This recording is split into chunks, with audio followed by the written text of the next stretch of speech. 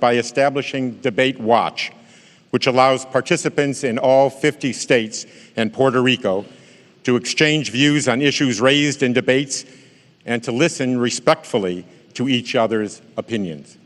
Debate Watch 2020 will include more than 1 million participants. Overseas, the Commission, in partnership with the National Democratic Institute, has helped organize more than 400 candidate debates in 45 countries, most importantly, in new and emerging democracies. This initiative has led to the formation of Debates International, a support network of debate organizers from nearly 40 countries. I wanted to recognize the Commission's longest-standing supporter. For the past 32 years, the Judy and Peter Bloom-Kovler Foundation has given its trust to the nonpartisan work of the Commission, and we are deeply grateful for their generous contribution to this year's debates. Now, it is my distinct honor to introduce Dr. Bob Fisher, President of Belmont University. Thank you.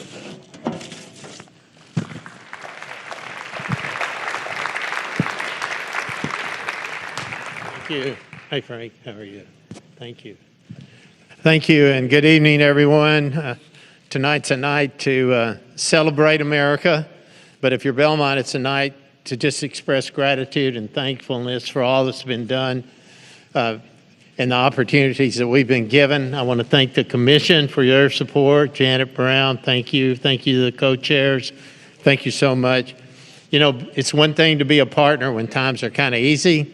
It's amazing when times get tough. That's when real partnerships get formed that stick. And this has been a bonding experience. So thank you so much to the Commission. Thank you to HCA Healthcare. They're the ones that have given you all these tests and have made sure that everybody here tonight is safe. Their goal was to make this the safest place in America tonight, along with the Secret Service, who I also want to thank, and Metro Police, who I want to thank. All together have made this the safest place in America tonight. I'm so grateful for that. Thank you, Mayor Cooper, for your support. Thank you, Governor Lee. Thank you to the Nashville Convention and Visitors Corporation and the Nashville Chamber of Commerce, all of you. But most of all, I just want to say a heartfelt thank you to the students of Belmont University for sharing their campus with you, all of you this week. This has been a complicated and unusual semester, to say the least. I want to thank the Ryman Hospitalities Corporation for taking several hundred of our students and letting them stay overnight last night and through the day today. I was worried the students would be complaining about that. Actually, they say they don't want to come back. They have a water park out there, and all, but we're going to get them back. But our students have embraced the challenge of living safely together, and we simply couldn't have done that without them. You're probably wondering who these two people are that are standing here beside me. Well, this is Molly Deakins, and this is Kendra Turner. They co-chaired the student volunteer group of 250 students who made this thing happen here at Belmont University, and I'm so grateful to them. Thank you, and thank all the Belmont volunteers for what you've done here. And finally, I have to say this. I've prayed enough about this happening that it'd be totally disingenuous if I didn't say thank you, God, that this is about to happen. God bless America. Thank you.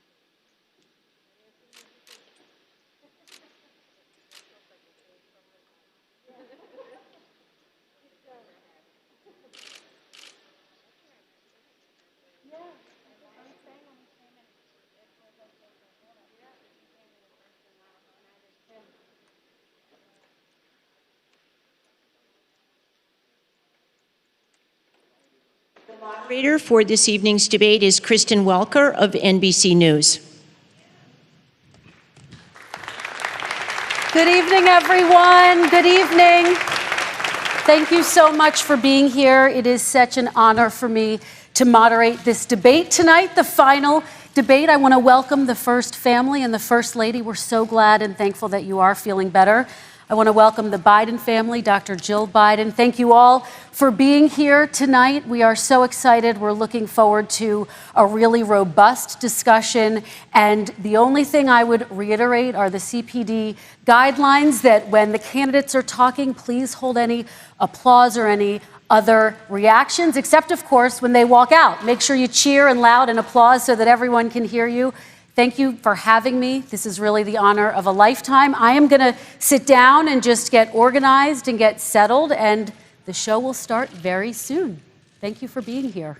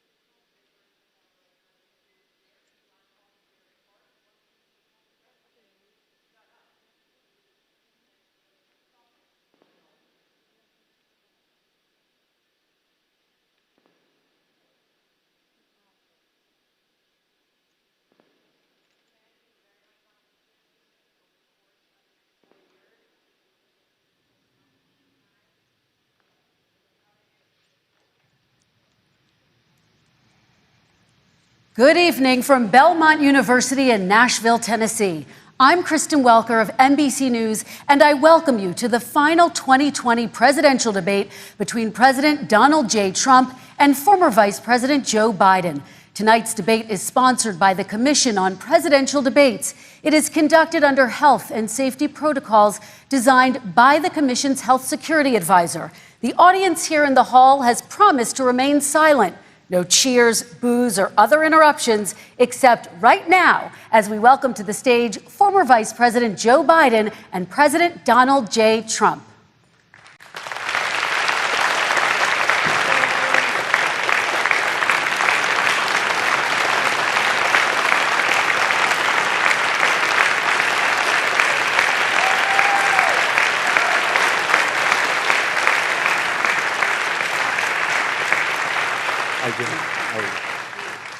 And I do want to say a very good evening to both of you. This debate will cover 6 major topics. At the beginning of each section, each candidate will have 2 minutes uninterrupted to answer my first question. The debate commission will then turn on their microphone only when it is their turn to answer, and the commission will turn it off exactly when the 2 minutes have expired. After that, both microphones will remain on, but on behalf of the voters, I'm going to ask you to please speak one at a time. The goal is for you to hear each other and for the American people to hear every word of what you both have to say. And so with that, if you're ready, let's start. And we will begin with the fight against the coronavirus. President Trump, the first question is for you. The country is heading into a dangerous new phase. More than 40,000 Americans are in the hospital tonight with COVID, including record numbers here in Tennessee. And since the two of you last shared a stage, 16,000 Americans have died from COVID. So please be specific. How would you lead the country during this next stage of the coronavirus crisis? 2 minutes, uninterrupted. So, as you know, 2.2 million people modeled out were expected to die. We closed up the greatest economy in the world in order to fight this horrible disease that came from China. It's a worldwide pandemic. It's all over the world. You see the spikes in Europe and many other places right now. If you notice, the mortality rate is down 85%. The excess mortality rate is way down and much lower than almost any other country. And we're fighting it, and we're fighting it hard. There is a spike. There was a spike in Florida, and it's now gone. There was a very big spike in Texas. It's now gone. There was a very big spike in Arizona. It's now gone. And there are some spikes and surges in other places. They will soon be gone. We have a vaccine that's coming. It's ready.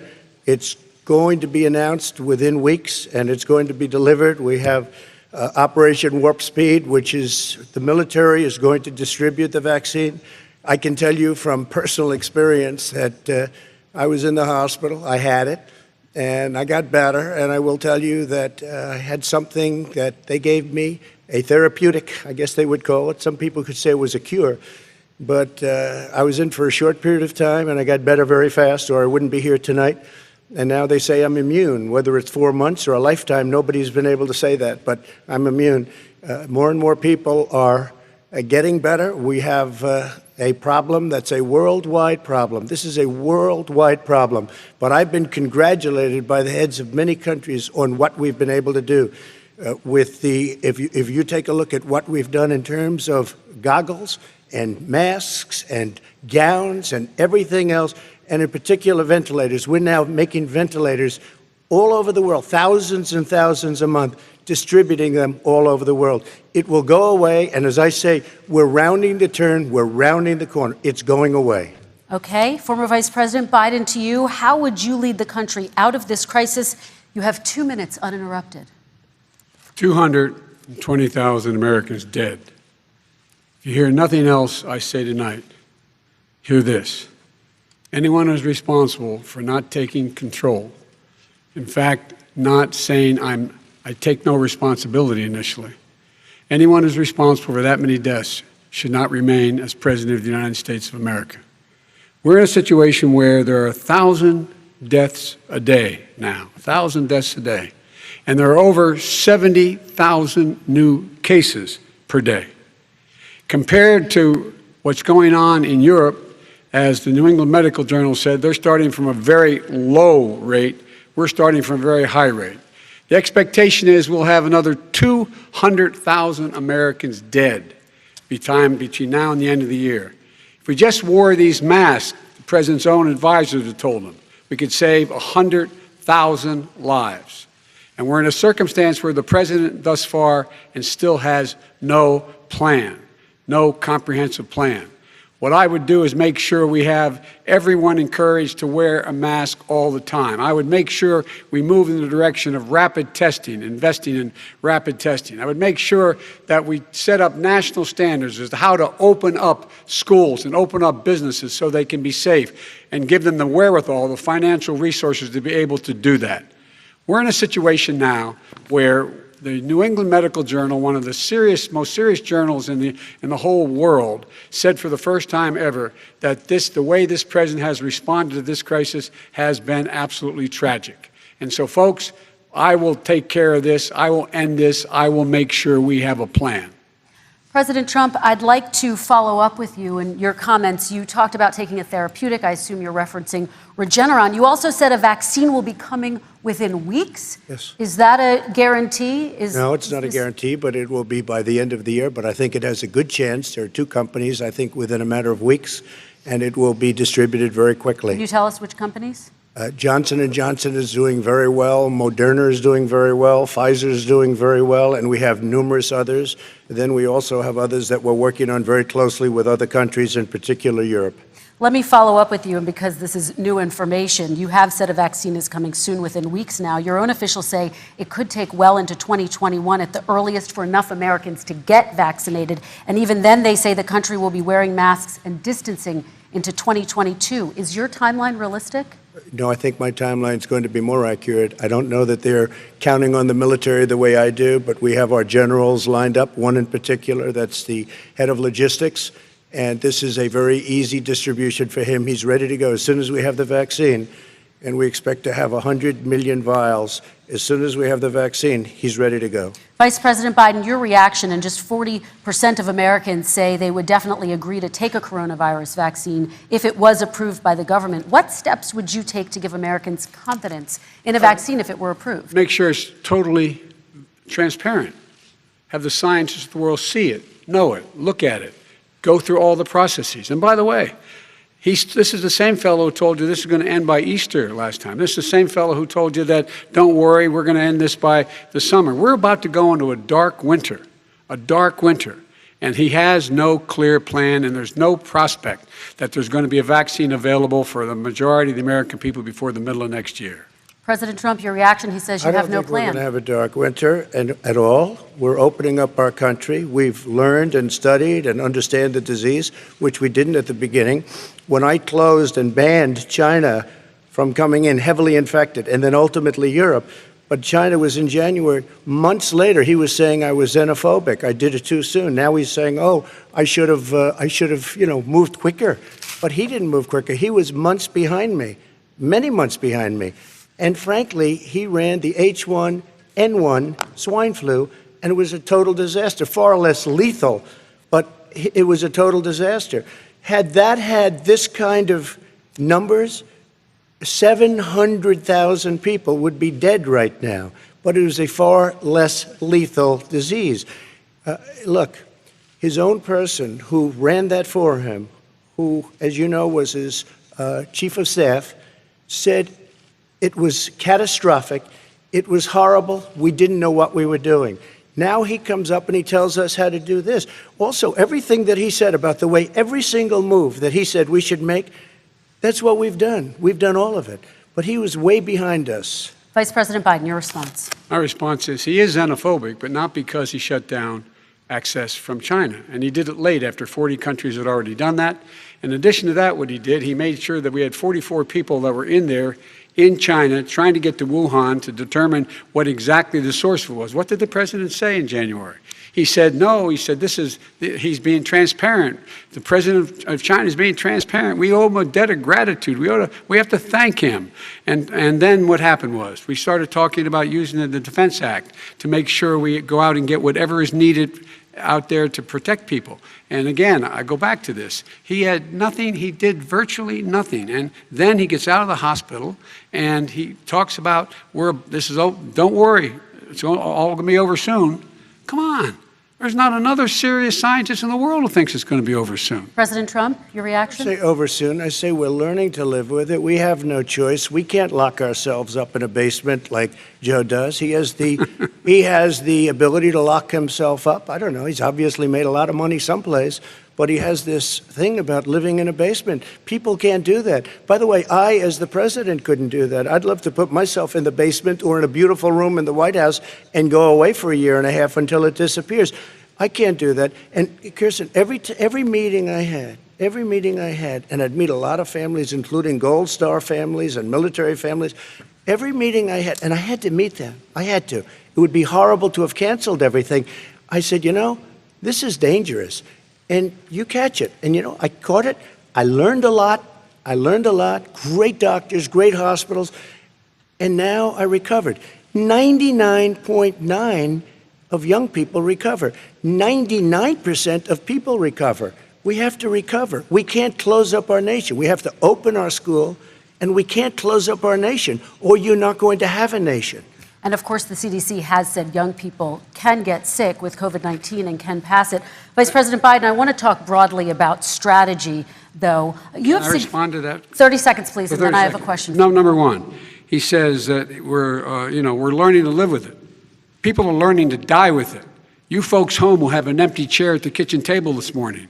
That man or wife going to bed tonight and reaching over to try to touch out of habit where their wife or husband is gone. Learning to live with it. Come on. We're dying with it because he has never said, you said it's dangerous. When's the last time? Is it really dangerous still? Are we dangerous? You tell the people it's dangerous now? What should they do about the danger? And you say, I take no responsibility. Let me talk about your two. Excuse me, I take full responsibility. It's not my fault that he came here. It's China's fault. And you know what? It's not Joe's fault that he came here either. It's China's fault. They kept it from going into the rest of China for the most part, but they didn't keep it from coming out to the world, including Europe and ourselves. Vice President Biden. The fact is that when we knew it was coming, when it hit, what happened? What did the president say? He said, don't worry, it's going to go away. Be gone by Easter. Don't worry. The warm weather. Don't worry. Maybe inject bleach. He said he was kidding when he said that, but a lot of people thought it was serious. A whole range of things the president has said. Even today, he thinks we are in control. We're about to lose 200,000 more people. President Trump. Look, perhaps just to finish this, I was kidding on that, but just to finish this, when I closed, he said I shouldn't have closed. And that went on for months. Nancy Pelosi said the same thing. She was dancing on the streets in Chinatown in San Francisco. But when I closed, he said, this is a terrible thing, you're xenophobic. I think he called me racist even, and because I was closing it to China. Now he says I should have closed it earlier. Joe, it doesn't work. I didn't say either of those things. You certainly did. You certainly did.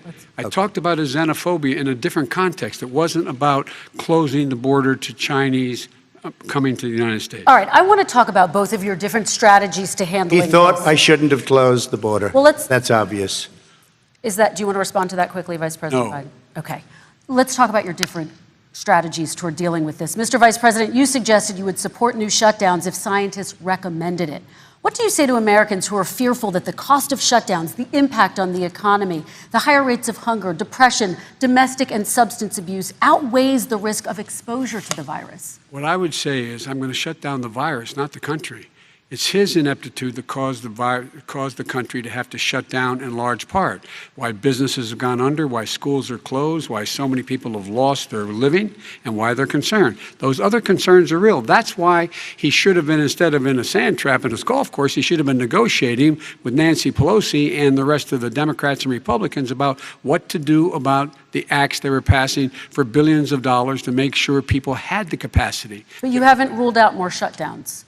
Well, no, I'm not shutting down the nation, but look, you need standards. The standard is if you have a reproduction rate in a community that's above a certain level, everybody says, slow up, more social distancing, do not open bars and do not open gymnasiums, do not open until you get this under control. under more control. But when you do open, give the people the capacity to be able to open and have the capacity to do it safely. For example, schools. Schools, they need a lot of money to open. They need to deal with ventilation systems. They need to deal with smaller classes, more teachers, more pods. And he's refused to support that money, or at least up to now. Let's talk about schools. President Trump, I think we have to respond, if I might. Please, and then I have a follow-up. Thank you, and I appreciate that. Look, all he does is talk about shutdowns, but forget about him. His Democrat governors, Cuomo in New York, you look at what's going on in California, you look at Pennsylvania, North Carolina, Democrats all, they're shut down so tight, and they're dying. They're dying. And he supports all these people. All he talks about is shutdowns. No, we're not going to shut down, and we have to open our schools. And it's like, as an example, I have a young son. He also tested positive. By the time I spoke to the doctor the second time, he was fine. It just went away. Young people, I guess it's their immune system. Let me follow up with you, President Trump. You've demanded schools open in person and insist they can do it safely. But just yesterday, Boston became the latest city to move its public school system entirely online after a coronavirus spike. What is your message to parents who worry that sending their children to school will endanger not only their kids, but also their teachers and families? I want to open the schools. The transmittal rate to the teachers is very small, but I want to open the schools. We have to open our country. We're not going to have a country. You can't do this. We can't keep this country closed. This is a massive country with a massive economy. People are losing their jobs. They're committing suicide. There's depression, alcohol, drugs at a level that nobody's ever seen before. There's abuse, tremendous abuse. We have to open our country. You know, I've said it often. The cure cannot be worse than the problem itself. And that's what's happening. And he wants to close down. He'll close down the country if one person in our massive bureaucracy says we should close it down. Vice President Biden, your response. Simply not true. We ought to be able to walk and chew gum at the same time. We ought to be able to safely open, but when they need resources to open. You need to be able to, for example, if you're going to open a business, have social distancing within the business. You need to have, if you have a restaurant, you need to have plexiglass dividers so people cannot infect one another. You need to be in a position where you can take testing rapidly and know whether a person is in fact infected. You need to be able to trace. You need to be able to provide all the resources that are needed to do this. And that is not inconsistent with saying that we're going to make sure that we can open safely. And by the way, all you teachers out there, not that many of you are going to die, so don't worry about it. Come on. President Trump, let me follow up with you quickly. By the way, I will say this. If you go and look at what's happened to New York, it's a ghost town. It's a ghost town. And when you talk about plexiglass, these are restaurants that are dying. These are businesses with no money. Putting up plexiglass is unbelievably expensive, and it's not the answer. I mean, you're going to sit there in a cubicle wrapped around with plastic. These are businesses that are dying, Joe. You can't do that to people. You just can't. Take a look at New York and what's happened to my wonderful city for so many years. I loved it. It was vibrant. It's dying. Everyone's leaving New York. Take a look at what New York has done in terms of turning the curve down in terms of the number of people dying. And I don't look at this in terms of the way he does. Blue states and red states. They're all the United States. And look at the states that are having such a spike in the coronavirus. They're the red states. They're the states in the Midwest. They're the states in the upper Midwest. That's where the spike is occurring significantly. But they're all Americans. They're all Americans. And what we have to do is say, wear these masks, number one. Make sure we get the help that the businesses need that has money's already been passed to do that. It's been out there since the beginning of the summer, and nothing's happened. President, New York has lost more than 40,000 people, 11,000 people in nursing homes. President Trump, when you say spike, take a look at what's happening in Pennsylvania, where they've had it closed. Take a look at what's happening with your friend in Michigan, where her husband's the only one allowed to do anything. It's been like a prison. Now it was just ruled unconstitutional. Take a look at North Carolina. They're having spikes, and they've been closed. And they're getting killed financially. We can't let that happen, Joe. You can't let that happen. We have to open up. And we understand the disease. We have to protect our seniors. We have to protect our elderly. We have to protect especially our seniors with heart problems and diabetes problems, and we will protect them. We have the best testing in the world by far. That's why we have so many cases. Let me follow up with you before we move on to our next section. President Trump, this week you called Dr. Anthony Fauci, the nation's best-known infectious disease expert, quote, a disaster. You described him and other medical experts as, quote, idiots. If you're not listening to them, who are you listening to as you fight this? I'm listening to all of them, including Anthony. I get along very well with Anthony. But he did say, don't wear masks. He did say, as you know, this is not going to be a problem. I think he's a Democrat, but that's okay. He said this is not going to be a problem. We are not going to have a problem at all. When Joe says that, I said, Anthony Fauci said, and others, and many others, and I'm not knocking him a lot. Nobody knew. Look, nobody knew what this thing was. Nobody knew where it was coming from, what it was. We've learned a lot. But Anthony said, don't wear masks. Now he wants to wear masks. Anthony also said, if you look back, exact words, here's his exact words. This is no problem. This is going to go away soon. So he's allowed to make mistakes. He happens to be a good person. Vice President Biden, your response quickly, and then we're going to move on to the next section. My response is that think about what the president knew in January and didn't tell the American people. He was told this was a serious virus that spread in the air, and it was much worse than the flu. He went on record and said to one of your colleagues, recorded, that in fact he knew how dangerous it was, but he didn't want to tell us. He didn't want to tell us because he didn't want us to panic. He didn't want us, Americans don't panic. He panicked. But guess what? In the meantime, we find out in the New York Times the other day that, in fact, his folks went to Wall Street and said this is a really dangerous thing. And a memo out of that meeting, not from his administration, but from some of the brokers, said sell short because we got to get moving. It's a dangerous problem. Well, this is I'm going to give you 30 seconds to respond, and then we're going to move on. Wall Street one, I don't know. Somebody went to Wall Street. You're the one that takes all the money from Wall Street. I don't take it. You have raised a lot of money, tremendous amounts of money. And every time you raise money, deals are made, Joe. I could raise so much more money. As president and as somebody that knows most of those people, I could call the heads of Wall Street, the heads of every company in America. I would blow away every record, but I don't want to do that because it puts me in a bad position. And then you bring up Wall Street. You shouldn't be bringing up Wall Street because you're the one that takes the money from Wall Street, not me. I could blow away your records that, like you wouldn't believe. We don't need money. We have plenty of money. In fact, we beat Hillary Clinton with a tiny fraction of the money that she was able to. All right, gentlemen, we're going to move on. Don't tell me about Wall Street. Average contribution, $43. All right, we're going to move on to our next section, which is national security. And I do want to start with the security of our elections and some breaking news from overnight. Just last night, top intelligence officials confirmed again that both Russia and Iran are working to influence this election. Both countries have obtained U.S. voter registration information, these officials say, and Iran sent intimidating messages to Florida voters. This question goes to you, Mr. Vice President. What would you do to put an end to this threat? You have 2 minutes uninterrupted. I made it clear, and I ask everyone else to take the pledge. I made it clear that any country, no matter who it is, that interferes in American elections will pay a price. They will pay a price.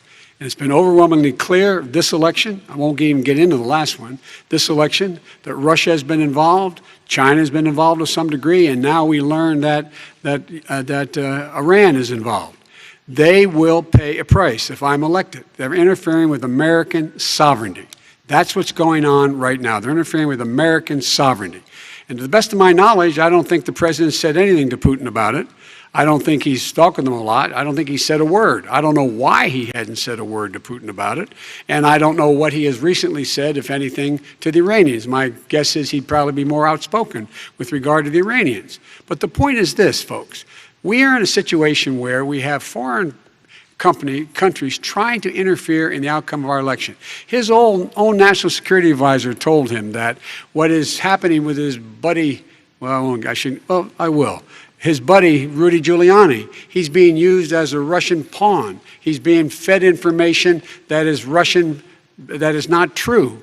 And then what happens? Nothing happens. And then you find out that everything that's going on here about Russia is wanting to make sure that I do not get elected the next president of the United States because they know I know them and they know me.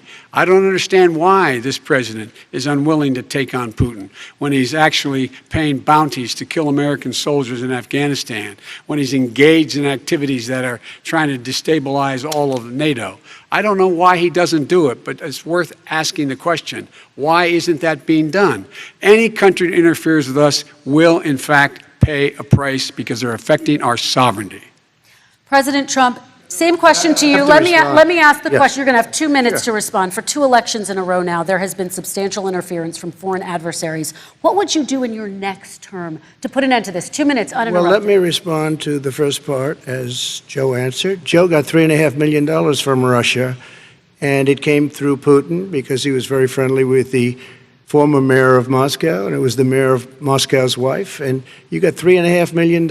Your family got $3.5 million, and you know, someday you're going to have to explain, why did you get 3.5? I never got any money from Russia. I don't get money from Russia.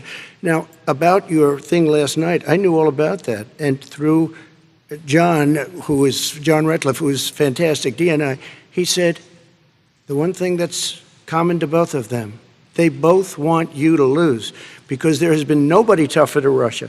Between the sanctions, nobody tougher than me on Russia. Between the sanctions, between all of what I've done with NATO, you know, I've got the NATO countries to put up an extra $130 billion, going to $420 billion a year. That's to guard against Russia. I sold, while he was selling pillows and sheets, I sold tank busters to Ukraine. There has been nobody tougher on Russia than Donald Trump. And I'll tell you, they were so bad. They took over the submarine port. You remember that very well. During your term, during you and Barack Obama, they took over a big part of what should have been Ukraine. You handed it to them, but you were getting a lot of money from Russia. They were paying you a lot of money, and they probably still are. But now, with what came out today, it's even worse. All of the emails, the horrible emails of the kind of money that you were raking in, you and your family. And Joe, you were vice president when some of this was happening, and it should have never happened. And I think you owe an explanation to the American people. Why is it? Somebody just had a news conference a little while ago who was essentially supposed to work with you and your family, but what he said was damning. And regardless of me, I think you have to clean it up and talk to the American people. Maybe you can do it right now. Vice President Biden, you may respond. 30 seconds. And then I do want to follow up on the election security. I have not taken a penny from any foreign source ever in my life. We learned that this president paid 50 times the tax in China, has a secret bank account with China, does business in China, and in fact is talking about me taking money. I have not taken a single penny from any country whatsoever, ever. Number one. Number two, this is a president, I have released all of my tax returns, 22 years. Go look at them. 22 years of my tax return. You have not released a single solitary year of your tax return. What are you hiding? Why are you unwilling? The foreign countries are paying you a lot.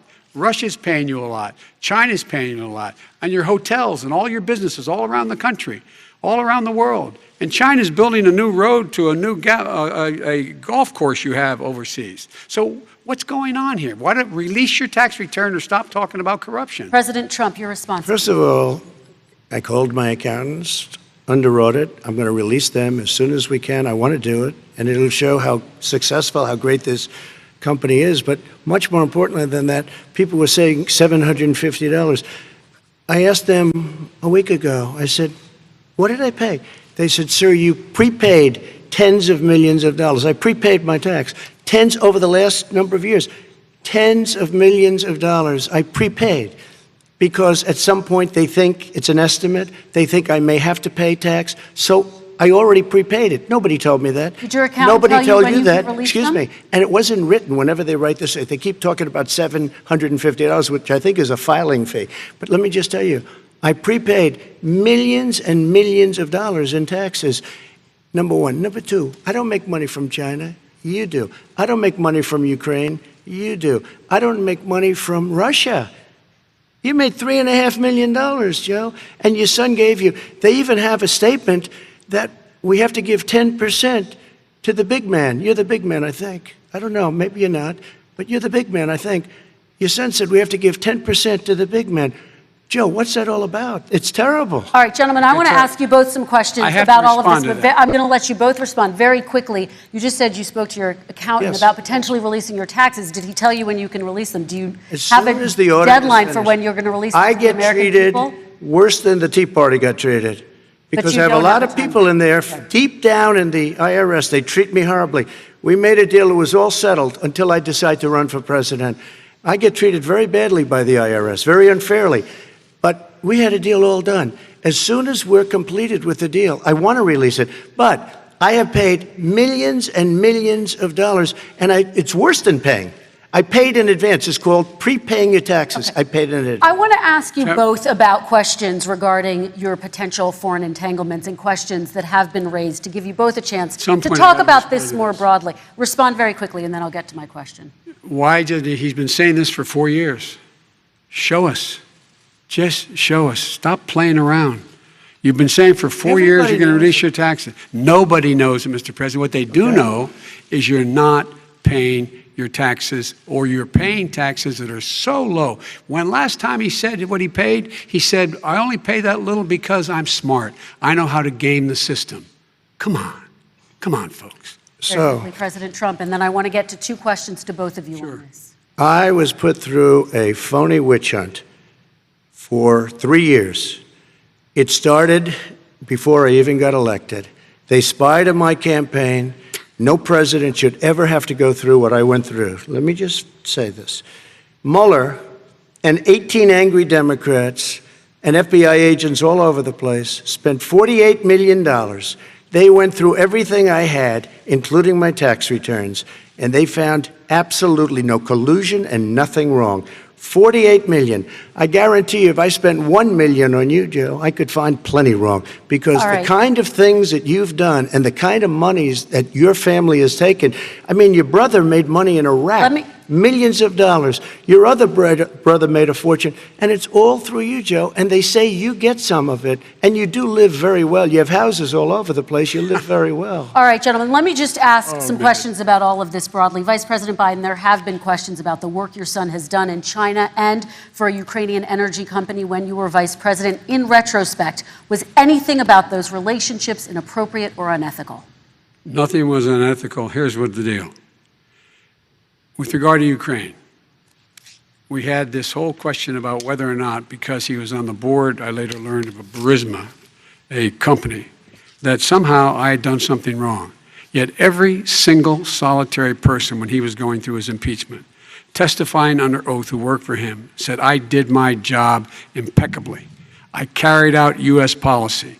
Not one single solitary thing was out of line. Not a single thing, number one. Number two, the guy who got in trouble in Ukraine was this guy trying to bribe the Ukrainian government to say something negative about me, which they would not do and did not do because it never, ever, ever happened. My son has not made money in terms of this thing about, what are you talking about, China. I have not had, the only guy made money from China is this guy. He's the only one. Nobody else has made money from China.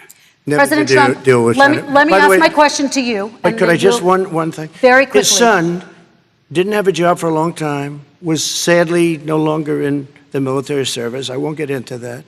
And he didn't have a job. As soon as he became vice president, Burisma, not the best reputation in the world. I hear they paid him $183,000 a month. Listen to this. $183,000, and they gave him a $3 million upfront payment. All right. And he had no energy I'm going to let the Vice President respond to that quickly, and then I need to dishonest. get to a question to you. Very quickly. No basis for that. Everybody investigated that. No one said anything he did was wrong in Ukraine. Okay, President Trump, this is for you. Since you took office, you've never divested from your business. You've personally promoted your properties abroad. A report this week, which was referenced, does indicate that your company has a bank account in China. So how can voters know that you don't have any foreign conflicts of interest? I have many bank accounts, and they're all listed, and they're all over the place. I mean, I was a businessman doing business. The bank account you're referring to, which is everybody knows about it, it's listed. The bank account was in 2013. That's when it was. It was opened it was closed in 2015, I believe. And then I decided, because I was thinking about doing a deal in China like millions of other people. I was thinking about it, and I decided I'm not going to do it. Didn't like it. I decided not to do it. Had an account open, and I closed it. Okay. Excuse me. And then, unlike him, where he's vice president and he does business, I then decided to run for president after that. That was before. So I closed it before I even ran for president, let alone became president. Big difference. He is the vice president of the United States, and his son, his brother, and his other brother are getting rich. They're like a vacuum cleaner. They're sucking up money President every Trump, place thank he you. goes. We do Not need to true. move on. I do want to ask you, Vice President Biden, about China. Let's talk about China more broadly. There have, of course, President Trump has said that they should pay for not being fully transparent in regards to the coronavirus. If you were president, would you make China pay? And please be specific. What would that look like? What I'd make China do is play by the international rules, not like he has done. He has caused the deficit of China to go up, not down, with China, up, not down. We are making sure that in order to do business in China, you have to give all your intellectual property. You have to have a partner in China. It's 51%. We would not do that at all, number one. Number two, we're in a situation where China would have to play by the rules internationally as well. When I met with Xi, when I was still vice president, he said we're setting up air identification zones in the South China Sea. You can't fly through them. I said we're going to fly through them. We just flew B-52, B-1 bombers through it. We're not going to pay attention. They have to play by the rules. And what's he do? He embraces guys like the thugs like in North Korea and the Chinese president and Putin and others, and he pokes his finger in the eye of all of our friends, all of our allies. We make up we're 25% of the world's economy. We need to be having the rest of our friends with us saying to China, these are the rules. You play by them or you're going to pay the price for not paying by them economically.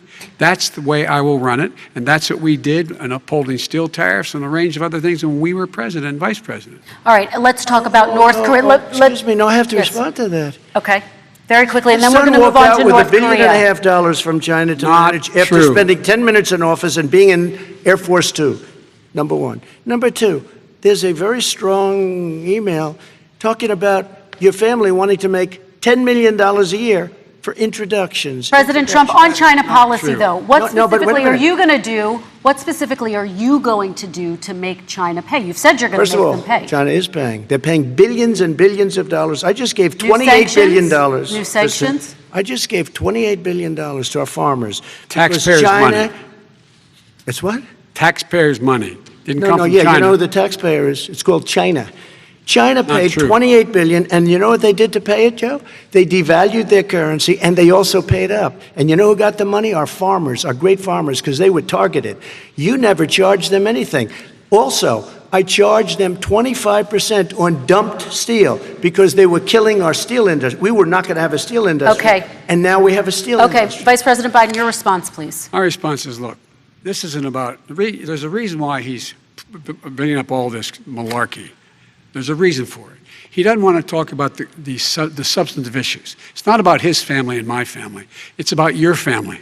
And your family's hurting badly. If you're making if you're a middle-class family, you're getting hurt badly right now. You're sitting at the kitchen table this morning deciding, well, we can't get new tires, they're bald because we have to wait another month or so. Or are we going to be able to pay the mortgage? Or who's going to tell her she can't go back to community college? They're the decisions you're making in the middle-class families like I grew up in Scranton and Claymont. They're in trouble. We should be talking about your families, but that's the last thing he wants to talk about. I want That is a to talk typical about statement. North Korea. Excuse me, just I do for want 1 to turn second, to please. 10 seconds, Mr. President. That's 10 a seconds. typical political statement. Let's get off this China thing, and then he looks, the family, around the table, everything. Just a typical politician when I see that. Let's talk I'm about not North a typical Korea now. politician. Okay, That's why I President got elected. Let's talk let's about- get off the subject of China. Let's talk sitting around the table. All right. Come on, Joe, you can do better. We're going to talk about North Korea now. President Trump, you've met with North Korean leader Kim Jong-un 3 times. You've talked about your beautiful letters with him. You've touted the fact that there hasn't been a war or a long-range missile test. And yet North Korea recently rolled out its biggest ever intercontinental ballistic missile and continues to develop its nuclear arsenal. Do you see that as a betrayal of the relationship you forged? Just 30 seconds here because we need to get on to the next So segment. when I met with Barack Obama, we sat in the White House right at the beginning, had a great conversation. It was supposed to be 15 minutes, and it was well over an hour. He said the biggest problem we have with North Korea.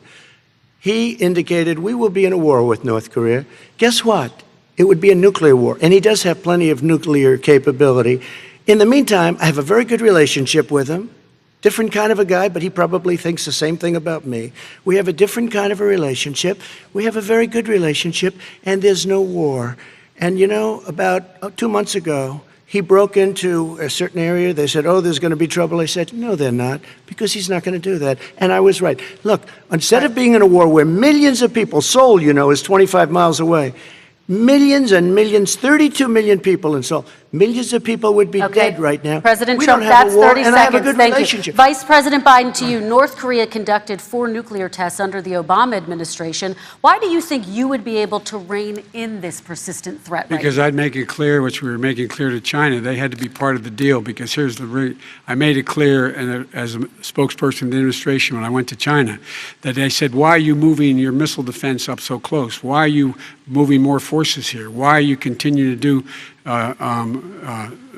military maneuvers with South Korea? I said, because North Korea is a problem, and we're going to continue to do it so we can control them. We're going to make sure we can control them and make sure they cannot hurt us.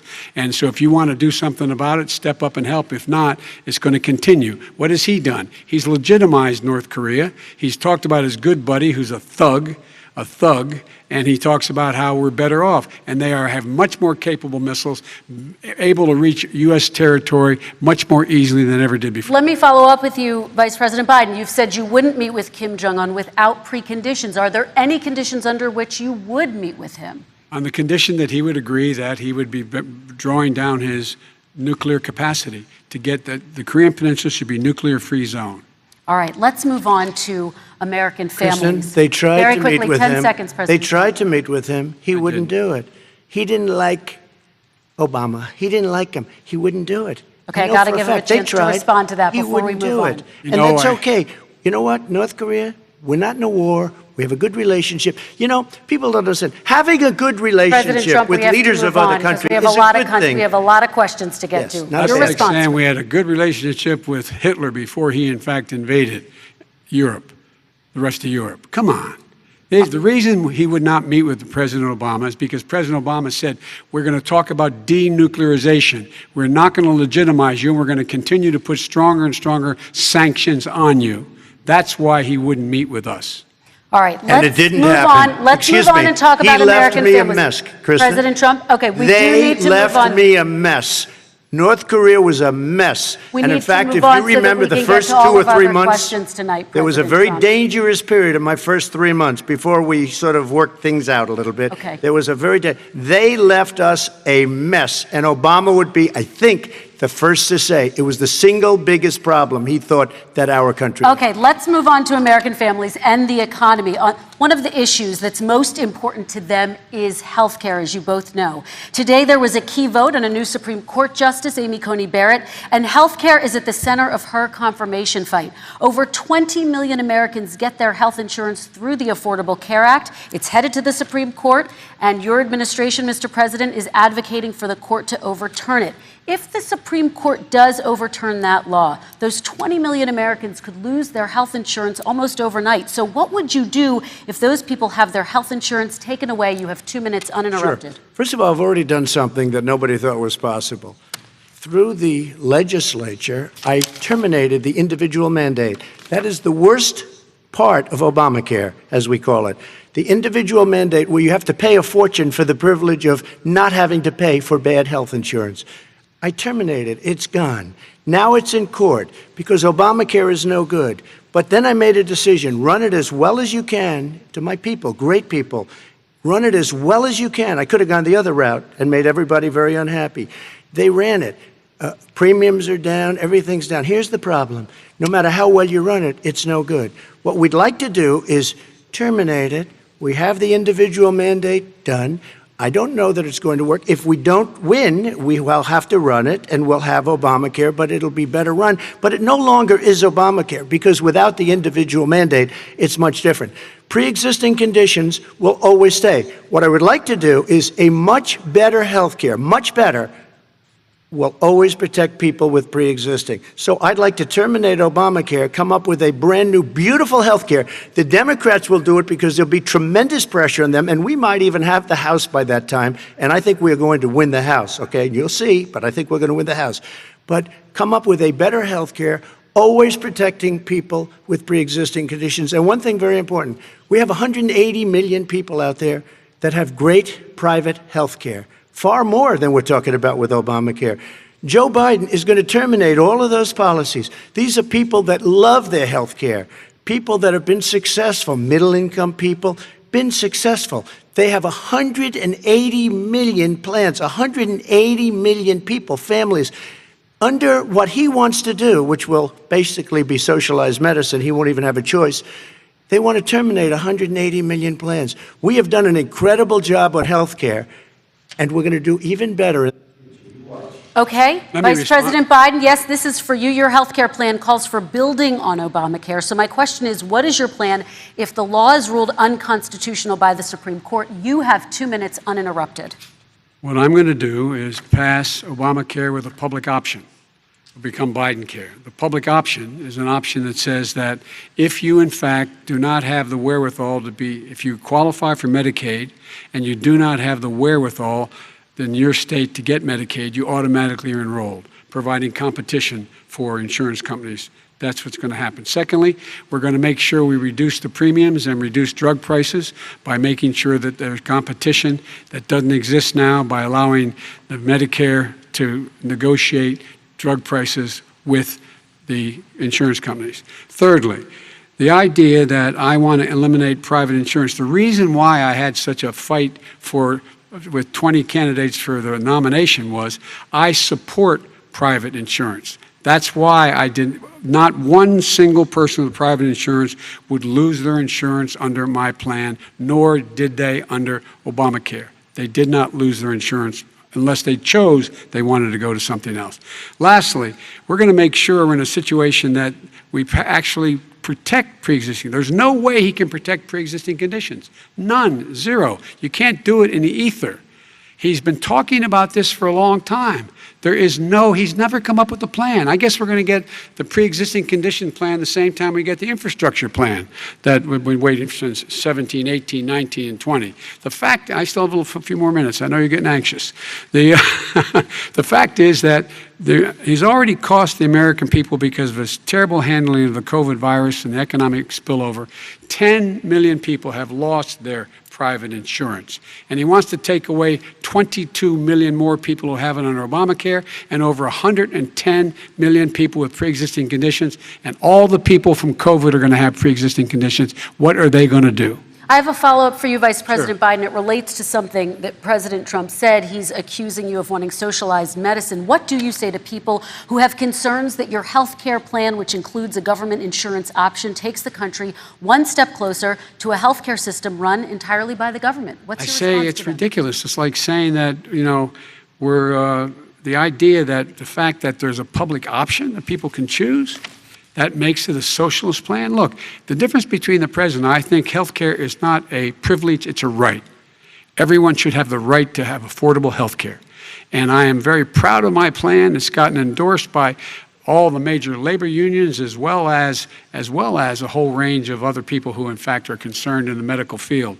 This is something that's going to save people's lives, and this is going to give some people an opportunity to have health care for their children. How many of you home are worried and rolling around in bed tonight wondering what in God's name you're going to do if you get sick because you've lost your home insurance, your health insurance your company's gone under? We have to provide health insurance for people at an affordable rate, and that's what I do. President Trump, Excuse me, he was your there response. for 47 years. He didn't do it. He was now there as vice president for 8 years, and it's not like it was 25 years ago. It was 3 3/4. It was just a little while ago, right? Less than 4 years ago.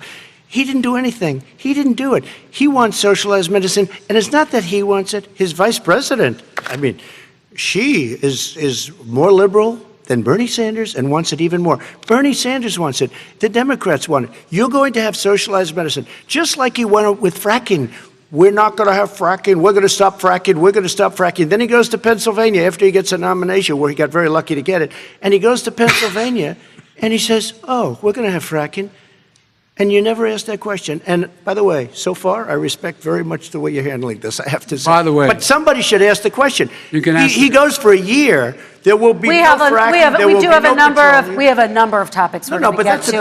a big question. We're going to get to. We're going to get to. It's the same thing with socialized I have to medicine. respond. Vice President, your response, please. My response is people deserve to have affordable health care, period. Period, period, period. And the Biden care proposal will, in fact, provide for that affordable health care, lower premiums. What we're going to do is going to cost some money. It's going to cost over $750 billion over 10 years to do it. And they're going to have lower premiums. You can buy into the better plans, the cheaper plans, lower your premiums, deal with unexpected billing, and have your drug prices drop significantly. He keeps talking about it. He hasn't done a thing for anybody on health care. Not a thing. Tristan, when Very he quickly, says, then I want to talk when about he what's says happening on public Capitol option, Hill. he's talking about socialized medicine and healthcare. When he talks about a public option, he's talking about destroying your Medicare, totally destroyed, and destroying your Social Security. And this whole country will come down. You know, Bernie Sanders tried it in his state. He tried it in his state. His governor was a very liberal governor. They wanted to make it work. Okay, It let's was let Vice President impossible Biden to work. respond. It doesn't Vice work. President He's Biden, a very your confused response. guy. He thinks he's running against somebody else. He's running against Joe Biden. I beat all those other people because I disagreed with them. Joe Biden he's running against. And the idea that we're in a situation that they're going to destroy Medicare, this is the guy that the actuary at Medicare said, if in fact, at Social Security, if in fact he continues to withhold his plan to withhold the tax on Social Security will be bankrupt by 2023 with no way to make up for it. This is the guy who's tried to cut Medicare. So the idea that Donald Trump is lecturing me on Social Security and Medicare? Come on. He tried to get 10 rid of, seconds, he Mr. tried to President, hurt and then I Social have to go to Security another years ago. Go back and look at the records. He tried to hurt Social Security years ago. All right, let's move on. I'm going to move on. Mr. Mr. President, I have to move on to the next question. They said or the else stock we're not market going to will have time boom to talk about it. if I'm elected. If he's elected, the stock market will crash. Okay, let's The biggest move on to the analysts are next saying question. Let me respond. Very quickly. Look, the idea that the stock market is booming is his only measure of what's happening. Where I come from in Scranton and Claymont, the people don't live off of the stock market. Just in the last three years during this crisis, the billionaires in this country made, according to the Wall Street, $700 billion more. $700 billion more, because that's his only measure. What happens to the ordinary people out there? What happens to them? Let's talk about what's happening on Capitol Hill. We're going to move on. 401ks are through the roof. We're going to move on. Stock are through the roof. All right. And he doesn't come from Scranton. That's like he lived there for a short period of time before he even knew it. We're going to move on to and the he next left. question. And the people of Pennsylvania Let me will move show on you to my that. next question, They gentlemen. understand. As of tonight, more than 12 million people are out of work. And as of tonight, 8 million more Americans have fallen into poverty, and more families are going hungry every day. Those hit hardest are women and people of color. They see Washington fighting over a relief bill. Mr. President, why haven't you been able to get them the help they need? 30 seconds here. Because Nancy Pelosi doesn't want to approve it. I do. But you're the president. I do, but I still have to get. Unfortunately, that's one of the reasons I think we're going to take over the House, because of her. Nancy Pelosi doesn't want to approve anything because she'd love to have some victories on a date called November 3rd. Nancy Pelosi does not want to approve it. We are ready, willing, and able to do something. Don't forget, we've already approved 3 plans, and it's gone through, including the Democrats, in all fairness. This one she doesn't want. It's near the election because she thinks it helps her politically. I think it hurts her politically. All right, Mr. Vice President. You know, the Republican leader in the United States Senate said he can't pass it. He will not be able to pass it. He does not have Republican votes. Why isn't he talking to his Republican friends? Let me follow up with you, Vice President we made a Biden, deal, the because Republicans let me will ask pass Vice it. President Biden a question. You are the leader of the Democratic Party. Why have you not pushed the Democrats to get a deal for the American people? Well, I have, and they have pushed it. Look, they passed this act all the way back in the beginning of the summer. This is like it's not new. It's been out there. This HEROES Act has been sitting there. And look at what's happening. When I was in charge of the Recovery Act with $800 billion, I was able to get $145 billion to local communities that have to balance their budgets and states that have to balance their budgets, so then have to fire firefighters, teachers, first responders, law enforcement officers, so they could keep their cities and counties running. He will not support that. They have not done a thing for them. And Mitch McConnell said, let them go bankrupt. Let them go bankrupt. Come on. What's the matter with these guys? The bill that was passed in the House was a bailout of badly run, high-crime, Democrat, all run by Democrats, cities and states. It was a way of getting a lot of money, billions and billions of dollars to these states. It was also a way of getting a lot of money from our people's pockets to people that come into our country illegally. We were going to take care of everything for them. And what that does, and I'd love to do that, I'd love to help them, but what that does, everybody all over the world will start pouring into our country. We can't do it. This was a way of taking care of them. This was a way of spending on things that had nothing to do with COVID, as per your question. But it was really a big bailout for badly run Democrat cities and states. All right, By the way, I want to. if I get elected, I'm running as a proud Democrat, but I'm going to be an American president. I don't see red states and blue states.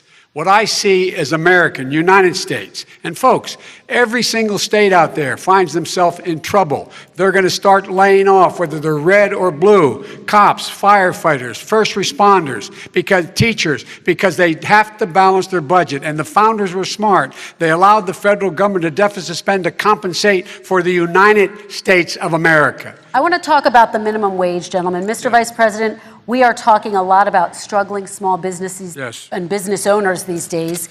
Do you think this is the right time to ask them to raise the minimum wage? You, of course, support a $15 federal minimum wage. I do, because I think one of the things we're going to have to do is we're going to have to bail them out, too. We should be bailing them out now, those small businesses. You got 1 in 6 of them going under. They're not going to be able to make it back. They passed a package that allows us to be able to call PPP. Money is supposed to go to help them do everything from organize how they can deal with their businesses being open safely. Schools, how they can make classrooms smaller, how they can hire more teachers, how they can put ventilation systems in. They need the help. The businesses as well as the schools need the help. But these guys will not help them. Is not giving them any of the money. We are going to move on to immigration, one thing very but I quickly, want he to get said we your have to help our reaction. small businesses by raising the minimum wage. That's not helping. I think it should be a state option. Alabama is different than New York. New York is different from Vermont. Every state is different. It should be a state option. You said very recently. We have recently. to help. It's very important. We have to help our small businesses. How are you helping your small businesses when you're forcing wages? What's going to happen, and what's been proven to happen, is when you do that, these small businesses fire many of their employees. You said very recently you would by the way. consider raising the federal minimum it. wage to $15 Say an it. hour. You said recently you would consider raising the federal minimum wage to What I $15 an hour. really Is that like, still the case? and I would consider it to an extent, but In a what I second really administration? like, in a second administration, but not to a level that's going to put all these businesses out of business. It should be a state option. Look, I've lived in different places. I know different places. They're all different. Some places, $15 is not so bad. In other places, other states, $15 would be Okay, President ruinous. Trump, thank you. Quick response, Vice President Biden. 2 jobs, 1 job, be below poverty. People are making $6, $7, $8 an hour. These first responders, we all clap for as they come down the street because they've allowed us to make it. What's happening? They deserve a minimum wage of $15. Anything below that puts you below the poverty level. And there is no evidence that when you raise the minimum wage, businesses go out of business. That is simply not true. We're going to talk about immigration. We're going to talk about immigration now, gentlemen, and we're going to talk about families within this context. Mr. President, your administration separated children from their parents at the border, at least 4,000 kids. You've since reversed your zero-tolerance policy, but the United States can't locate the parents of more than 500 children. So how will these families ever be reunited? children are brought here by coyotes and lots of bad people, cartels, and they're brought here, and they used to use them to get into our country. We now have as strong a border as we've ever had. We're over 400 miles of brand new wall. You see the numbers, and we let people in, but they have to come in legally, and they come in through But merit. how will you reunite these kids with their families, Let me just tell you, Mr. they President? built cages. You know, they used to say, I built the cages, and then they had a picture in a certain newspaper, and it was a picture of these horrible cages, and they said, look at these cages. President Trump built them, and then it was determined they were built in 2014. That was him. Do you They have a built plan to cages. reunite the kids Yes, with we're their working on families? it we're trying very hard. But a lot of these kids come out without the parents. They come over through cartels and through coyotes and through gangs. Vice President Biden, let me bring you into this 525 conversation. Quick response and then another question to you. These 500 plus kids came with parents. They separated them at the border to make it a disincentive to come to begin with. Real tough. We're really strong. And guess what? They cannot, it's not coyotes didn't bring them over. Their parents were with them. They got separated from their parents. And it makes us a laughing stock and violates every notion of who we are as a nation. Let me ask you a follow-up Kristen, question. they did it. We changed the policy. Your response they to that? They did it. We changed. did not They built the separate cages. the Who built the cages, Joe? Let's talk about what Who we're built the talking about. cages, Let's Joe? talk about what we're talking about. What happened? Parents were ripped, their kids were ripped from their arms and separated. And now they cannot find over 500 sets of those parents, and those kids are alone. Nowhere to go. Nowhere to go. It's criminal. It's criminal. Let me ask Kristen, you I will about say this. immigration. They went 10 down. seconds, We and then brought I need to ask reporters, you. everything. They are so well taken care of. They're in facilities that were so clean. But some that of have them gotten haven't been such reunited But with their just ask families. one question. Who built the cages? I'd love you to ask him that. Who built the cages? Let me ask about your immigration policy, Mr. Vice President. The Obama administration did fail to deliver immigration reform, which had been a key promise during the administration. It also presided over record deportations as well as family detentions at the border before changing course. So why should voters trust you with an immigration overhaul now? Because we made a mistake. It took too long to get it right. It took too long to get it right. I'll be president of the United States, not vice president of the United States. And the fact is, I've made it very clear. Within 100 days, I'm going to send to the United States Congress a pathway to citizenship for over 11 million undocumented people. And all of those so-called dreamers, those DACA kids, they're going to be immediately certified again to be able to stay in this country and put on a path to citizenship. The idea that they are being sent home by this guy, and they want to do that, is they've gone to a country they've never seen before. I can imagine you're 5 years old, your parents are taking you across the Rio Grande River, and it's illegal. And you say, oh no, Mom, leave me here. I'm not going to go with you. They've been here. Many of them are model citizens. Over 20,000 of them are first responders out there taking care of people during this crisis. We owe them. We owe them. President Kristen, Trump, he your had reaction. 8 years to do what he said he was going to do. And I've changed. We did. Without having a specific, we got rid of catch and release. We got rid of a lot of horrible things that they put in and that they lived with. But he had 8 years he was vice president. He did nothing except build cages to keep children in. Vice President Wrong. Biden, your response. The catch and release, you know what he's talking about there? If in fact you had a family came across and they were arrested, they in fact were given a date to show up for their hearing. They were released. And guess what? They showed up for a hearing. And this is the first president in the history of the United States of America that anybody seeking asylum has to do it in another country. That's never happened before in America. That's never happened before in America. You come to the United States and you make your case that I seek asylum based on the following premise, why I deserve it under American law. They're sitting in squalor on the other side of the river.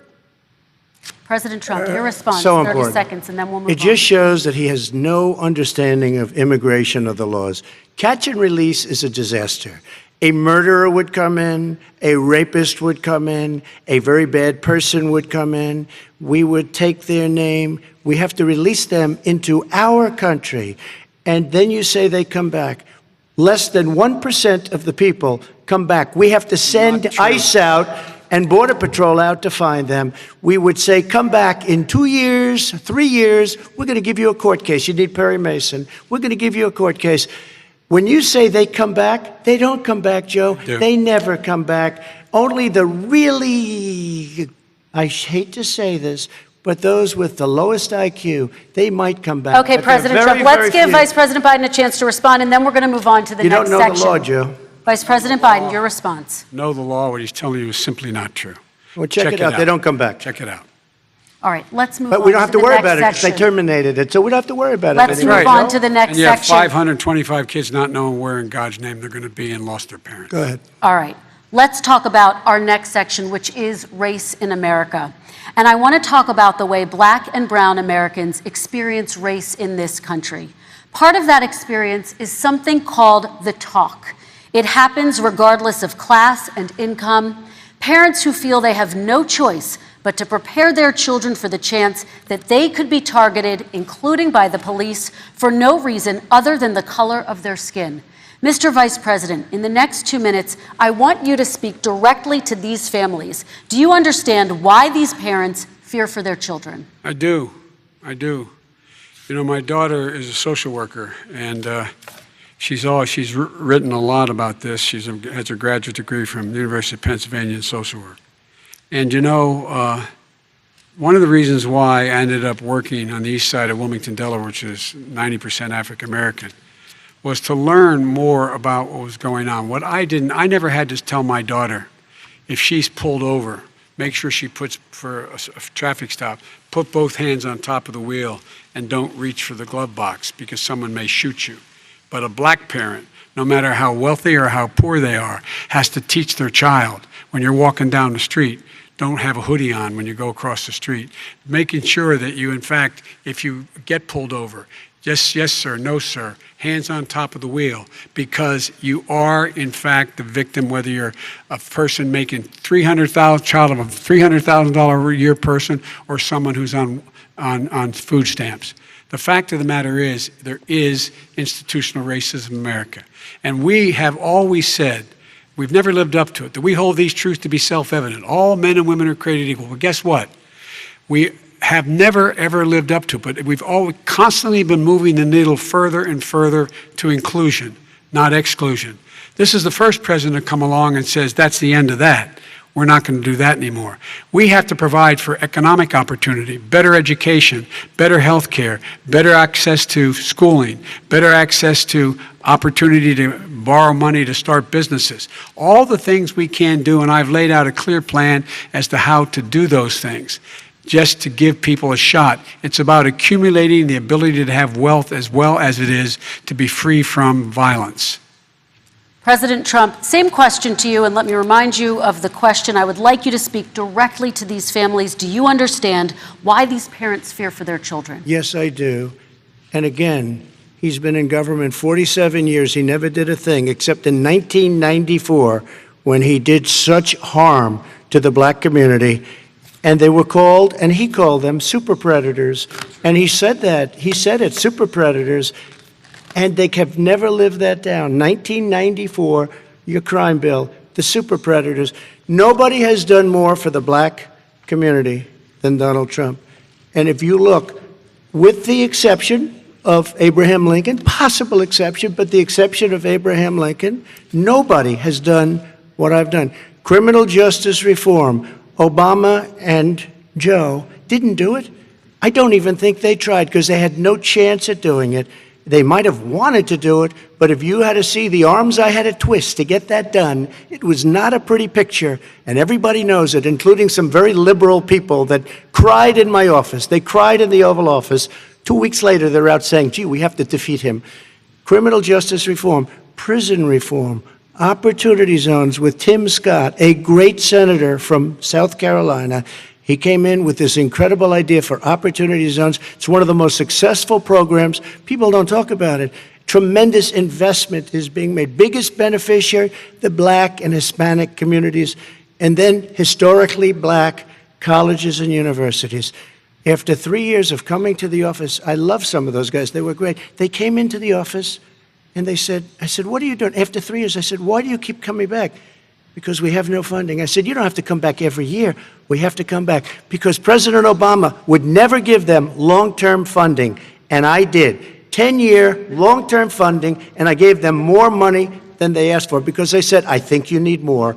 And I said, the only bad part about this is I may never see you again because I got very friendly with them, and they like me and I like them. But I saved historically black colleges and universities. Okay, and we're going to talk about both of your records, but your response to that, Vice President? My response to that is I never, ever said what he accused me of saying. The fact of the matter is, in 2000, though, after the crime bill had been in the law for a while, this is a guy who said, the problem with the crime bill, there's not enough people in jail. There's not enough people in jail. And go on my website, get the quote, the date when he said it. Not enough people. He talked about marauding gangs, young gangs, and the people who are going to maraud our cities. This is a guy who in the Central Park five innocent black kids, he continued to push for making sure that they got the death penalty. None of them were guilty of the crimes they were suggested. Look, and talk about granted, he did in fact let 20 people, he commuted 20 people's sentences. We commuted over 1,000 people's sentences. Over 1,000. The very law he's talking about is a law that, in fact, initiated by Barack Obama. And secondly, we're in a situation here where the federal prison system was reduced by 38,000 people under our administration. And one of these things we should be doing, there should be no minimum mandatories in the law. That's why I'm offering $20 billion to states to change their state laws to eliminate minimum mandatories and set up drug courts. No one should be going to jail because they have a drug problem. They should be going to rehabilitation, not to jail. We should fundamentally change the system, and that's what I'm going to do. But why didn't he do it 4 years ago? Why didn't you do that 4 years ago, even less than that? Why didn't you do it? You were vice president. You keep talking about all these things you're going to do and you're going to do this, but you were there just a short time ago and you guys did nothing. We did. You know, Joe, I ran because of you. I ran because of Barack Obama, because you did a poor job. If I thought you did a good job, I would have never run. I would have never run. I ran because of you. I'm looking at you now. You're a politician. I ran because of you. All right, Vice President Biden, your response to that, and then I do have some questions for both of you. Well, I tell you what, I hope he does look at me, because what's happening here is, you know who I am, you know who he is, you know his character, you know my character, you know our reputations for honor and telling the truth. I am anxious to have this race. I am anxious to see this take place. The character of the country is on the ballot. Our character is on the ballot. Look at us closely. Let me ask some follow-up. Please respond, and then we're going to have follow-up questions. If this stuff is true about Russia, Ukraine, China, other countries, Iraq, if this is true, then he's a corrupt politician. All right. So don't give me the stuff about how you're this innocent baby. Joe, they're calling you a corrupt politician. Nobody. President Trump, I want to stay on the issue of race. We're talking about the issue. Laptop from hell. President Trump, we're talking about race right now, and I do want to stay on the issue of race. President Trump, and I have to respond to that. Please, because look, very quickly. There are 50 former national intelligence folks who said that what he's accusing me of is a Russian plant. They have said that this has all the 5 former heads of the CIA, both parties, say what he's saying is a bunch of garbage. Nobody believes it except his and his good friend Rudy Giuliani. You mean the laptop is now another Russia hoax? That's exactly what. Is this where you're going? This is where he's going. The laptop is Russia. Gentlemen, I want to stay on the issue of race. You have to be kidding. Here we go again with Russia. We're going to continue on the issue of race. Mr. President, you've described the Black Lives Matter movement as a symbol of hate. You've shared a video of a man chanting white power to millions of your supporters. You've said that black professional athletes exercising their First Amendment rights should be fired. What do you say to Americans who say that kind of language from a president is contributing to a climate of hate and racial strife? Well, you have to understand, the first time I ever heard of Black Lives Matter, they were chanting pigs in a blanket, talking about police. Pigs, talking about our police. Pigs in a blanket, fry them like bacon. I said, that's a horrible thing. And they were marching down the street. And that was my first glimpse of Black Lives Matter. I thought it was a terrible thing. As far as my relationships with all people. I think I have great relationships with all people. I am the least racist person in this room. Well, what do you say to Americans who are concerned by that rhetoric? I don't know. I don't know videos? what to say. I got criminal justice reform done and prison reform and opportunity zones. I took care of black colleges and universities.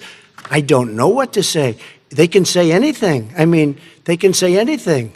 It makes me sad because I am the least racist person. I can't even see the audience because it's so dark, but I don't care who's in the audience. I'm the least racist person in this room. Okay, Vice President Biden, let me ask you very quickly, and then I have a follow-up question for you. Abraham Lincoln here is one of the most racist presidents we've had in modern history. He pours fuel on every single racist fire. Every single one. Started off his campaign coming down the escalator saying he's going to get rid of those Mexican rapists. He's banned Muslims because they're Muslims. He has moved around and made everything worse across the board. He says about the poor boys, last time we were on stage here, he said, I told them to stand down and stand ready. Come on. This guy has a dog whistle about as big as a foghorn.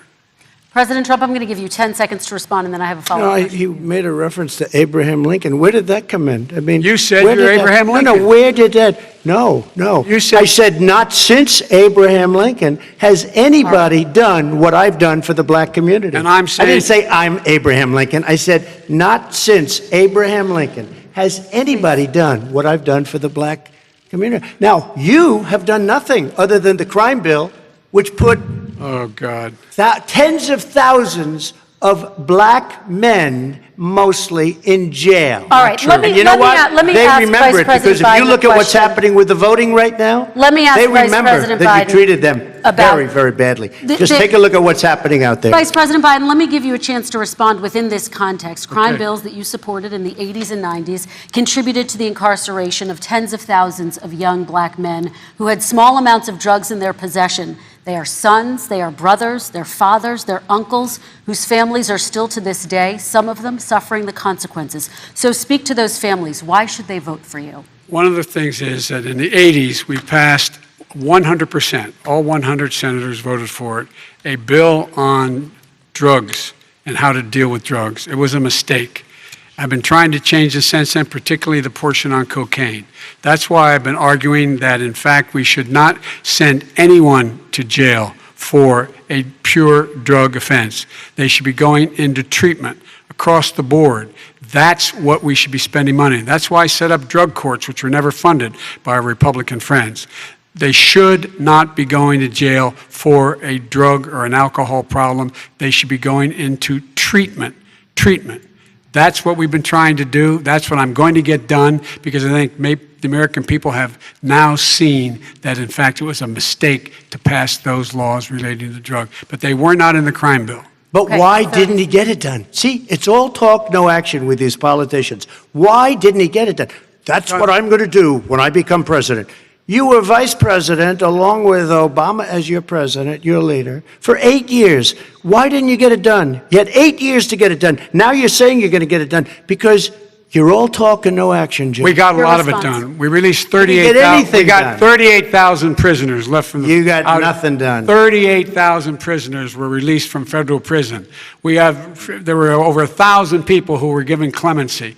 In fact, we're the ones that put in the legislation saying we could look at pattern and practice of police departments and what they were doing, how they were conducting themselves. I could go on, but we began the process. We lost an election. That's why I'm running to win back that election and change his terrible policy. I just asked one question. Why didn't you do it in the 8 years, a short time ago?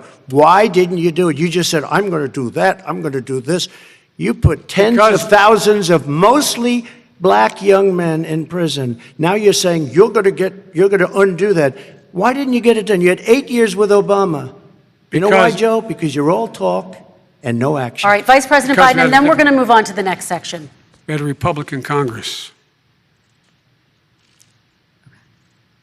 That's the answer. Well, you got to talk them into it, Joe. Sometimes All right. You got to talk them into it. We're going to move on to our next section. Like I did with criminal Climate justice change. reform. I had Okay. to talk Democrats into it. Gentlemen, You did what we've we're running out of already done. time, so we got to get on to Okay. climate change, please. You both have very different visions on climate change. President Trump, you say that environmental regulations have hurt jobs in the energy sector. Vice President Biden, you have said you see addressing climate change as an opportunity to create new jobs. For each of you, how would you both combat climate change and support job growth at the same time? Starting with you, President Trump, you have 2 minutes uninterrupted. So we have the Trillion Trees program. We have so many different programs. I do love the environment, but what I want is the cleanest, crystal clear water, the cleanest air. We have the best, lowest number in carbon emissions, which is a big standard that I notice Obama goes with all the time. Not Joe. I haven't heard Joe use the term because I'm not sure he knows what it represents or means, but I have heard Obama use it. And we have the best carbon emission numbers that we've had in 35 years under this administration. We are working so well with industry, but here's what we can't do.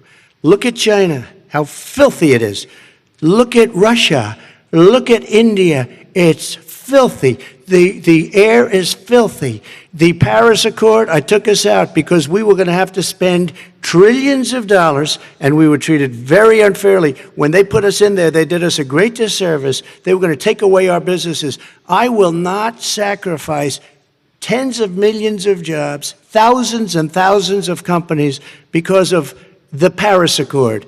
It was so unfair. China doesn't kick in until 2030. Russia goes back to a low standard, and we kicked in right away. It would have destroyed our businesses. So, you ready? We have done an incredible job environmentally.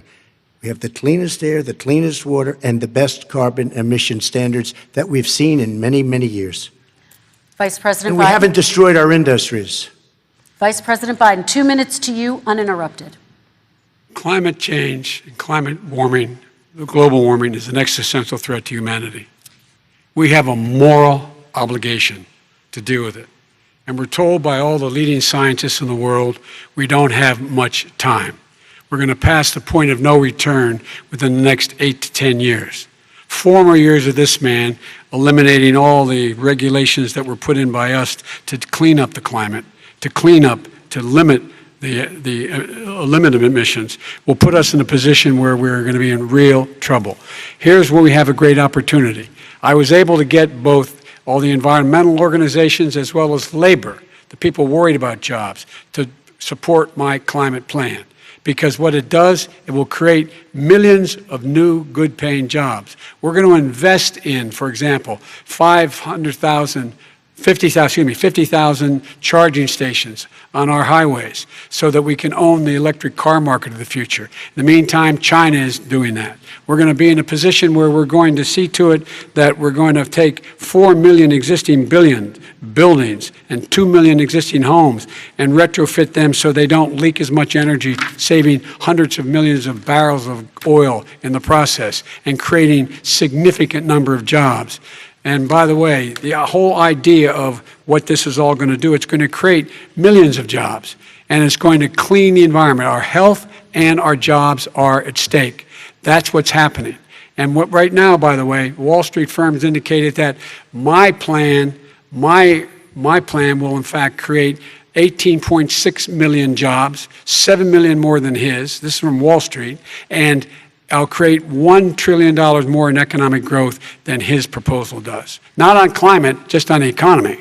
President Trump, you're They came out and said very strongly, $6,500 will be taken away from families under his plan, that his plan is an economic disaster.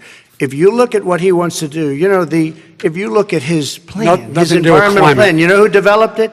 AOC +3. They know nothing about the climate. I mean, she's got a good line of stuff, but she knows nothing about the climate. And they're all hopping through hoops for AOC +3.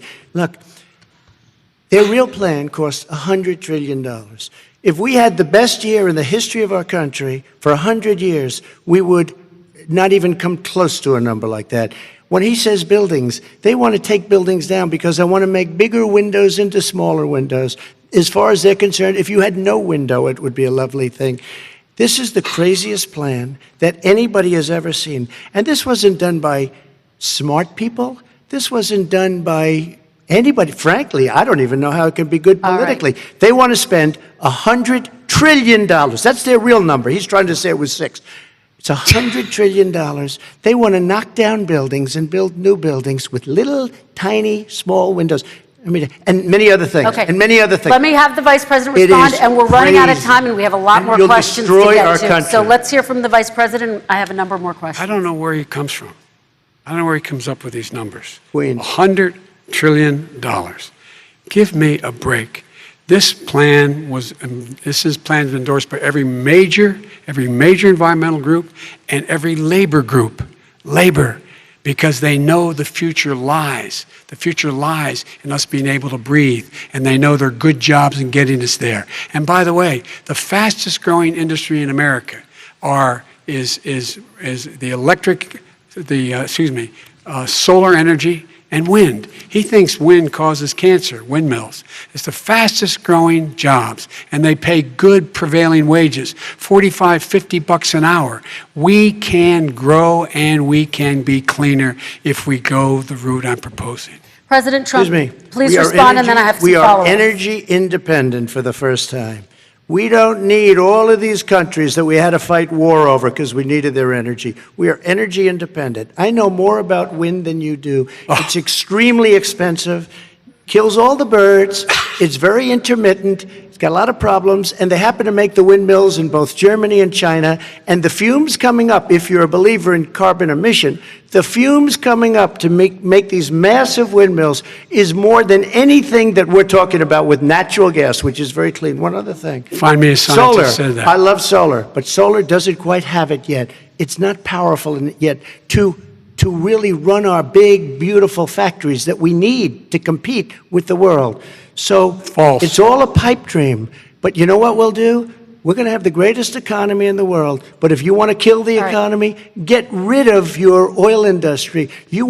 And what about fracking? All right, let me allow Vice President Biden to respond. I never said I oppose fracking. You said it on tape. I did. Show the tape. Put it on your website. I'll put it on. Put it on the website. The fact of the matter is he's flat lying. Would you rule out banning fracking? I do rule out banning fracking because the answer, we need other industries to transition to get to ultimately a complete zero emissions by 2025. What I will do with fracking over time is make sure that we can capture the emissions from the fracking, capture the emissions from gas.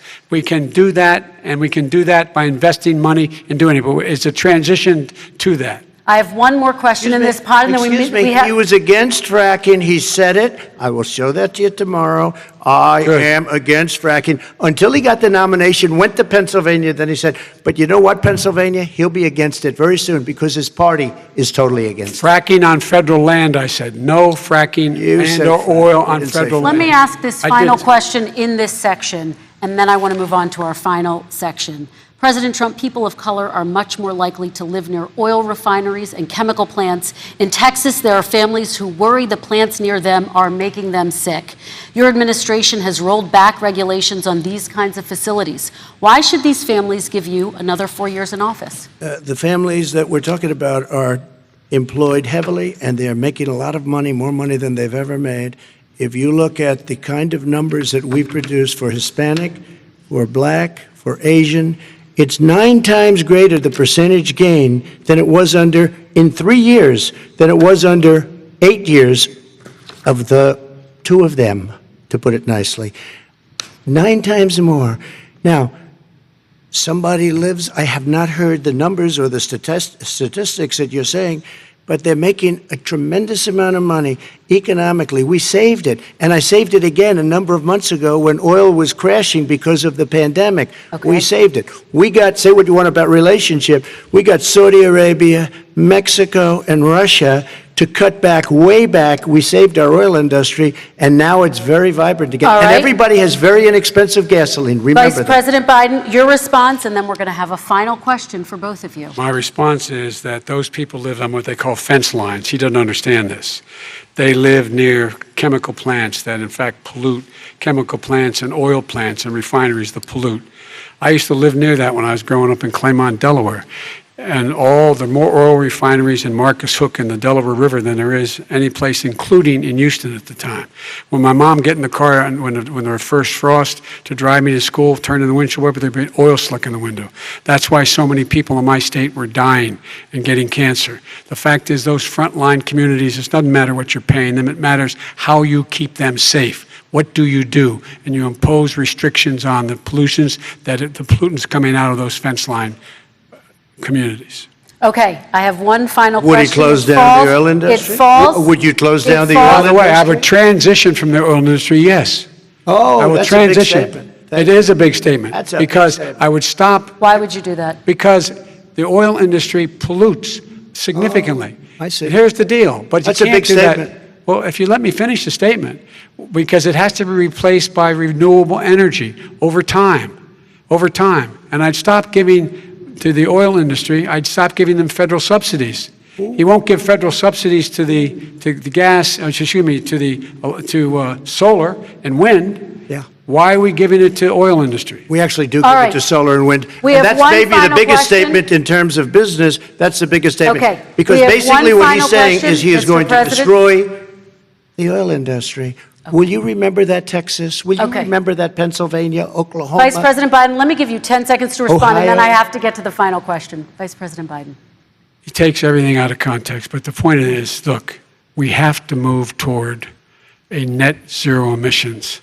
The first place to do that by the year 2035 is in energy production, by 2050 totally. All right. One Is he gonna final get question China to to both do of it? you. No, we're finished with Is this. he We have going to to get move on China to to our do it? final question. We No, have to I'm move going on to to our rejoin final Paris question. Accord and make China abide by what they agreed to. All right, That'll this cost you is $1 about trillion. leadership, gentlemen. And this first question does go to you, President Trump. Imagine this is your inauguration day. What will you say in your address to Americans who did not vote for you? You'll each have 1 minute, starting with you, Mr. We have to make a country totally successful as it was prior to the plague coming in from China. Now we're rebuilding it, and we're doing record numbers, 11.4 million jobs in a short period of time, et cetera. But I will tell you, go back. Before the plague came in, just before, I was getting calls from people that were not normally people that would call me. They wanted to get together. We had the best black unemployment numbers in the history of our country. Hispanic, women, Asian, people with diplomas, with no diplomas, MIT graduates, #1 in the class. Everybody had the best numbers. And you know what? The other side wanted to get together. They wanted to unify. Success is going to bring us together. We are on the road to success. But I'm cutting taxes, and he wants to raise everybody's taxes, and he wants to put new regulations on everything. He will kill it. If he gets in, you will have a depression, the likes of which you've never seen. Your 401ks will go to hell, and it'll be a very, very sad day for this country. All right. Vice President Biden, same question to you. What will you say during your inaugural address to Americans who did not vote for you? I will say, I'm an American president. I represent all of you, whether you voted for me or against me. And I'm going to make sure that you're represented. I'm going to give you hope. We're going to move. We're going to choose science over fiction. We're going to choose hope over fear. We're going to choose to move forward because we have enormous opportunities to make things better. We can grow this economy. We can deal with the systemic racism. And at the same time, we can make sure that our economy is being run and moved and motivated by clean energy, creating millions of new jobs. And that's the fact. That's what we're going to do. And I'm going to say, as I said at the beginning, what is on the ballot here is the character of this country. Decency, honor, respect, treating people with dignity, making sure that everyone has an even chance. And I'm going to make sure you get that. You haven't been getting it the last 4 years. All right. I want to thank you both for a very robust hour and a half, a fantastic debate. Really appreciate it. President Trump, former Vice President Joe Biden, thank you to Belmont University for hosting us tonight. And most importantly, thank you to those watching tonight. Election Day is November 3rd. Don't forget to vote. Thank you, everyone, and have a great night. Thank you.